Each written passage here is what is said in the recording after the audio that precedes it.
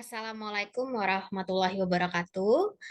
Pada tugas modul kali ini, yaitu ruang kolaborasi modul 2.1, dengan topik memenuhi kebutuhan belajar murid melalui pembelajaran berdiferensiasi. Jadi di sini kami dari kelompok 3 akan membedah dan menganalisis berdasarkan situasi 4 pada jenjang SMA. Di mana ini adalah anggota kelompok kami untuk jenjang SMA, dengan saya Desna Liasari dan juga Ibu Marliani. Berikut adalah situasi keempat dari skenario yang keempat pada ranah jenjang SMA. Dari skenario pembelajaran yang telah ditelaah, jadi di sini kami menelaah bahwa guru telah melakukan atau merancang skenario pembelajaran dengan memperhatikan 3 kebutuhan belajar murid, yaitu yang pertama adalah kesiapan belajar murid atau readiness, kemudian minat belajar, dan juga profil belajar dari murid. Di mana di sini cara guru untuk menentukan kebutuhan belajar dari ranah kesiapan belajar siswa atau readiness adalah di sini kami bagi dua, ada pembelajaran asinkron dan pembelajaran sinkron.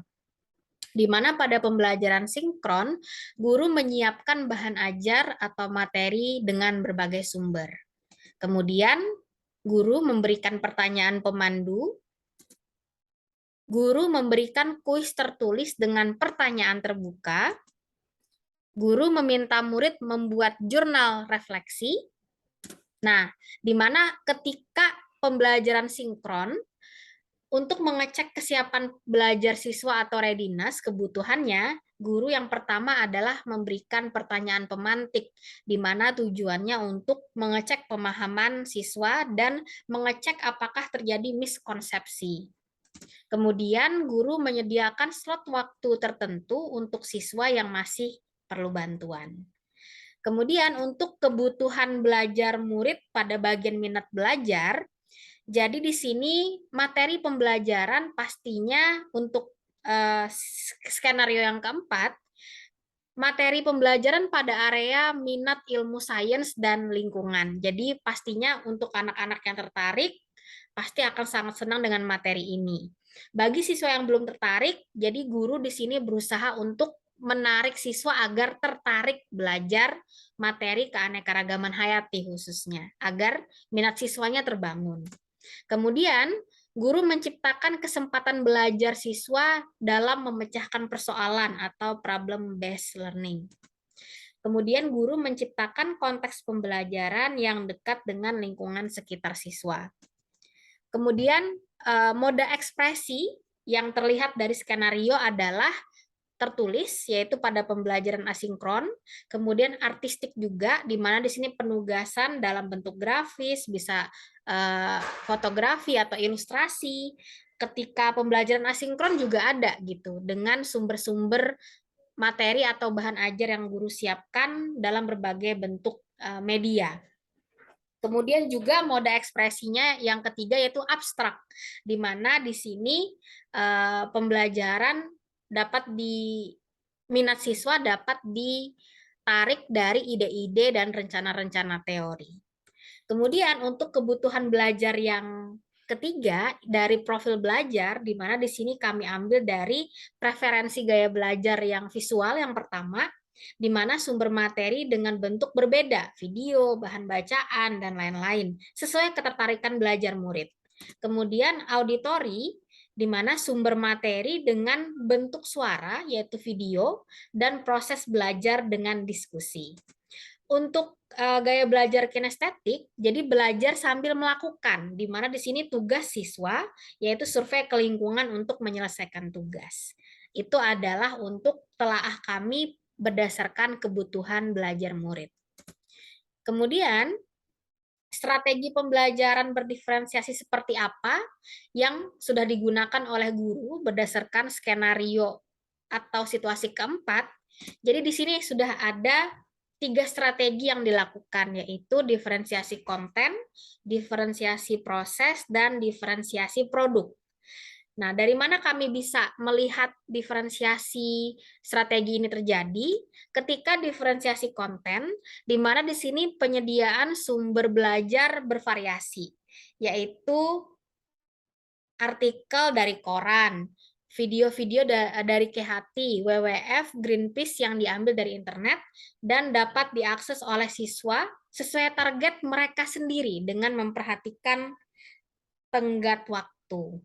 Nah, kemudian diferensiasi konten ini juga bisa terlihat ketika guru memperkenankan murid memilih sendiri lokasi tugas berdasarkan kasus yang nyata terjadi di Indonesia. Jadi di sini kontennya itu ya boleh mereka berdasarkan yang dekat dengan mereka atau mencari sumber referensi di internet. Kemudian strategi diferensiasi proses dapat terlihat dari siswa yang sudah memahami materi dapat mengerjakan tugas secara mandiri. Jadi prosesnya anak-anak ini mengerjakan secara mandiri. Kemudian siswa yang belum memahami materi, guru menyediakan slot waktu untuk belajar bersama dalam tenggat waktu yang telah disediakan. Jadi di sini prosesnya bagi siswa yang belum memahami materi dapat approach ke gurunya atau belajar bersama gurunya.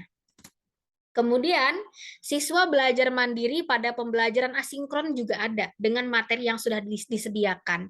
Jadi di sini otomatis siswa ini mempunyai proses sendiri-sendiri, ada yang cepat, ada yang lambat, karena ketika proses asinkron atau sebelum Google Meet terjadi, itu siswa akses materinya secara mandiri, jadi belajar secara mandiri sesuai dengan kecepatan proses mereka masing-masing.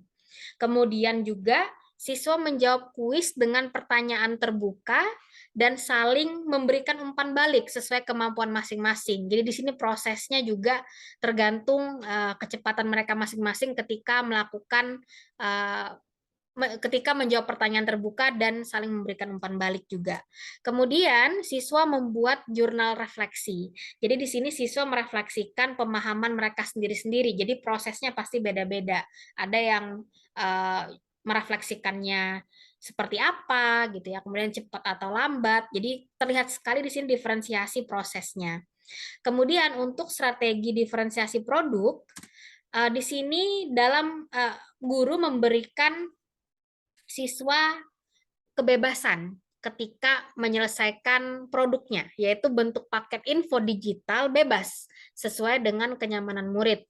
Bisa dalam video singkat, poster digital, situs web, rekaman suara, dan lain-lain, sesuai dengan kenyamanan anak-anak. Jadi produknya juga di sini berdiferensiasi atau berbeda-beda, sesuai kenyamanan muridnya. Itu untuk telaah kami berdasarkan strategi pembelajaran dari skenario 4. Nah, kemudian bagaimana guru melakukan penilaian berdasarkan skenarionya. Jadi di sini yang kami dapatkan ada tiga cara penilaian gurunya, yaitu for learning, of learning, dan as learning. Jadi untuk assessment atau penilaian for learning itu bisa terlihat ketika pembelajaran asinkron dengan pertanyaan pemandu. Kemudian ketika sinkron, pembelajaran sinkron dengan Google Meet dengan pertanyaan pemantik, karena for learning ini adalah pertanyaan dengan tujuan menilai selama proses pembelajaran. Kemudian untuk off learning-nya dari pembelajaran asinkron yaitu kuis tertulis dengan pertanyaan terbuka. Kemudian ketika pembelajaran sinkronnya dengan tugas tantangan membuat paket info digital dan pertanyaan pemantik.